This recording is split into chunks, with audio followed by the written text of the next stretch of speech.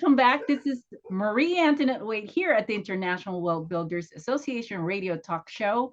And in our last segment, we had a great introduction of Patrick Kappell, who is a real estate broker in San Diego. And he has actually a brokerage with 12 agents. And we were just talking about how he's able to get these people and what are the requirements for them to be a part of his brokerage. Patrick, so you've got this amazing group of agents, and they are also investors on their own. So they do have that kind of experience to be able to help other people to get into real estate, right? That's right. That's right. And you asked what type of clients we work with, investors, home buyers. I always say we work with a client type that is investment minded, because you can be 25 years old, making 60 or 70,000 a year, and you're probably not going to go buy a multifamily apartment building. You likely would not qualify for that yet with that income. However, we'll teach that person how to house hack. Hey, maybe we can help them get into a 3-bedroom condo, rent out 2 of the bedrooms for $1,000 a piece. And then a year or two later, I'll teach them how to do a cash out refi and how you can use that as a down payment on your next property, which might be a duplex.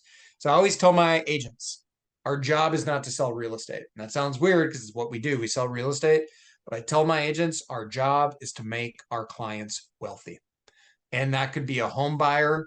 That could be someone buying an apartment, but all of our clients are investment minded, and they hire us and they work with us because they want to build wealth through real estate, even in the home that they live in. Wow. I am like wondering that most of your clients have probably, do you track their success in terms of the investments that they have made with you? Yeah, in fact, we track that. We have made our clients just in equity gains, not even like cash flow, but just equity gains in the last 36 months. We've made our clients over $100 million in Oh equity my gains. gosh, And if Patrick, you that's buy, it's amazing. crazy. I know. If you buy right though, it's not like this house I'm sitting in right now. I'm in my house. I bought it for 695,000. It's worth about 2 million right now. So boom, that's 1.3 million made tax free, and you can tap into that equity, tap into that net worth. It's just really easy. I always say big money. Like we all work for money, right? But how does someone get like $1 million or millions of dollars? You're not going to work for that. You'd have to work a job for like 200 years to Mhm. make a few million bucks. The way you make that big money is you create the money, and you Okay. create the money based on the decisions you make, not based on the work you do. And you just got to make the right decisions. That's why you got to be informed. You got to be knowledgeable about real estate, about finance, or work with someone who is. Wow. So let me ask you, how do you feel about inflation? I mean, Yeah. what is the main impact of that? Because people are like scared about it, and they think that, things are gonna go bad for the real estate. But what do you think, Yep. your perspective on that? Yeah. So, you know me, I've been making economic predictions and doing seminars on economics for 6 years now. And you've been listening to me that long. Everything I've said has come true. I said San Diego real estate prices are going to skyrocket. I've been saying that since 2016. They have.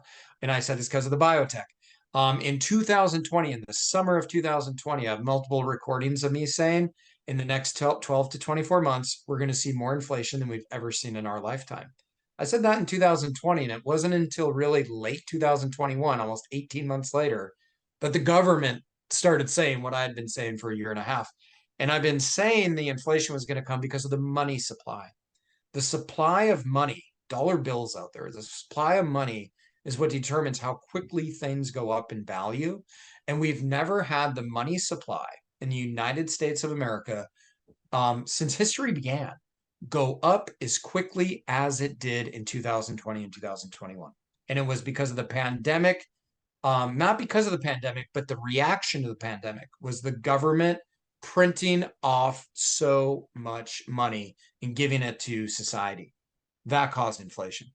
So the Federal Reserve needs to raise interest rates as they are doing to stem inflation and calm it down. However, what I think they're doing wrong with housing, a lot of people, you're right, they're freaking out because they're worried about housing. Mark my word, housing will not crash. Might it go down a little bit in the short term because of the short-term bumps we're seeing in interest rates and people's short-term fear? Yes, but with housing, we don't have an interest rate problem. We don't have a mortgage interest rate problem with housing. What we have is a supply problem. We just don't have enough supply. And because of that, with interest rates starting to go up in April, May, June, July, August, we start to see the supply go up a little bit. Supply always goes up when interest rates go up. But in the last 30 to 60 days, specifically in San Diego, we've seen supplies start to go down even as interest rates continue to go up. We've also seen prices in San Diego start to go up in the last 30 days, even with interest rates going up. That's weird. And that's because for the first time in human history, we've had mortgage interest rates more than double in less than 12 months. So because of the lack of supply, interest rates can keep going up, but you will see home prices hold, and they're even starting to go back up again now. Wow. What, That is what that is a great overview of what you're looking at here in San Diego. And I actually agree with you because I kind of know what's going on with the inventory. And I mean, it's all about demand and supplies, right? So yeah. you got to weigh that regardless of what's going on with the inflation. So let me ask you this. I know you provide a very in-depth economic forecast.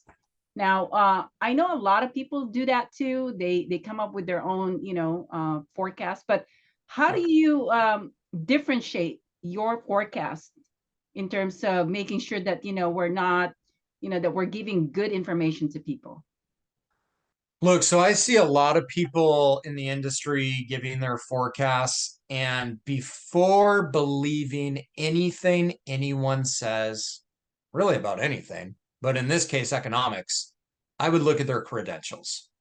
And if someone is a realtor and they've been in the real estate business for 10, 20, 30 years, but they don't have an academic background in finance and economics, I'd take it with a grain of salt.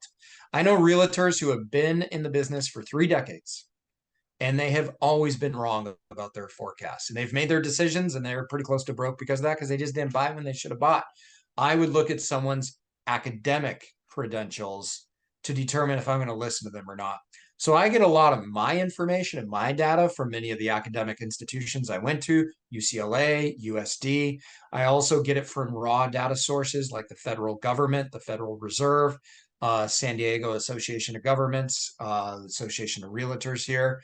And I get my data from other economists that have PhDs in economics. And I tune into their webinars, their podcasts. And then I take all this data and I pick out the parts that I think are important, because I can't take 10 hours of data and share it in a 60-minute webinar. So I get the really the highlights, and I do a webinar once a month. It's a 90-minute webinar, actually, Yeah. and anyone can join it. It's open source. Just go to kappellrealty.com, Kappel, realty.com, and you can sign up for my webinars there and get the scoop on what's going on in real estate, specifically in Southern California. Wow, that is awesome, Patrick. I love that you already shared that they can access your economic forecast, because I love your presentation. You've done a presentation at the SDCIA, which is the Mm-hmm. San Diego Creative Investors Association, and you've also done a presentation with the International Wealth Builders monthly meeting. And I can't wait to see more of your economic forecast. There's a lot of information that you provide. One thing that I also noticed in your economic forecast is you really get down to what was going on in the San Diego market in terms of the upcoming projects.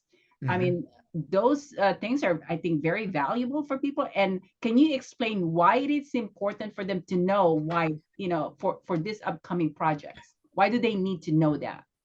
Yeah, well, I always tell real estate buyers that when you buy real estate, your investment is not really going to be based. It's going to be based on that real estate property, but even more so, it's going to be based on the economy around that real estate property. Real estate has value because of the economy around that piece of real estate. That's why a house in North Dakota might cost you 300,000, and that same house in San Diego might cost you 2 million, because San Diego has a much larger and faster growing economy So you're going to have larger and faster growing real estate values, even on just our homes. So with all investors, I don't care where you're investing, know your economy and know if it's growing, is it stagnant, or is it shrinking. Now, San Diego has one of the fastest growing metropolitan economies in the world, and certainly in the United States. We have well over $10 billion in major projects happening, hundreds of billions when you add up all the small projects. But just to name a few, the IQHQ is the largest waterfront biotech real estate development happening right now in the United States, and that's right in downtown San Diego.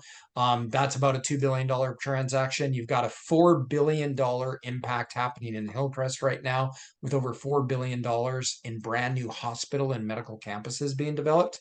You've got a $1.7 billion happening on the waterfront in Chula Vista, making a new convention center. And you've got the largest Amazon warehouse in California was just built Wow. in San Diego. You've got new military bases coming into San Diego, military growth in this area due to DoD spending going up quite a bit.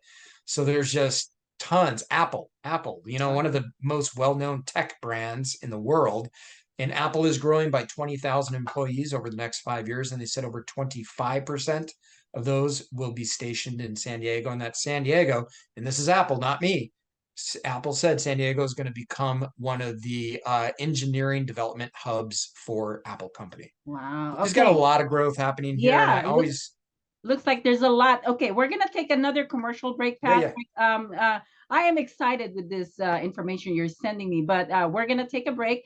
And for you out there, don't go away. There's a lot more information with Patrick Kappell here at the International Wealth Builders Association. I'm your host, Marie Antoinette Waite, and stay with us.